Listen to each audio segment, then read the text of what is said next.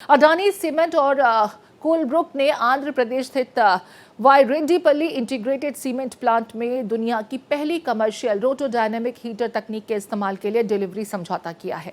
ये कोलब्रुक की रोटोडायनेमिक हीटर तकनीक का पहला औद्योगिक स्तर पर किया गया उपयोग है, जो अडानी सीमेंट के 2050 तक नेट जीरो लक्ष्य की ओर एक अहम कदम है। इस तकनीक से भारी उद्योगों में हर साल 2.4 बिलियन टन CO2 कटौती का लक्ष्य हासिल होगा। रोटोडायनेमिक हीटर तकनीक सीमेंट उत्पादन के कैल्सिनेशन चरण को डीकार्बनाइज करेगी। ये तकनीक वैकल्पिक ईंधनों को सूखा और उनका हीटिंग मूल्य बढ़ाकर जीवाश्म ईंधनों के स्थान पर अधिक टिकाऊ विकल्पों का उपयोग करने में सक्षम बनाएगी। इससे हर साल लगभग 60,000 टन CO2 उत्सर्जन में कमी आएगी और भविष्य में ये 10 गुना तक बढ़ने की संभावना है।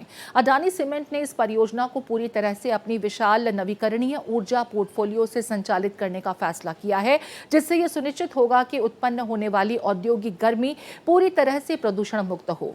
इस प्रौद्योगिकी के कार्यान्वयन में भारत में स्वच्छ निर्माण प्रौद्योगिकियों के उपयोग को बढ़ावा मिलेगा और ये देश को वैश्विक सीमेंट निर्माण हब बनाने में मदद करेगा। अडानी सीमेंट के CEO विनोद बहिती ने कहा कि कोलब्रुक की रोटोडायनेमिक हीटर तकनीक का वाणिज्यिक स्तर पर पहला उपयोग हमारे डीकार्बनाइजेशन प्रयासों के लिए एक ऐतिहासिक क्षण है।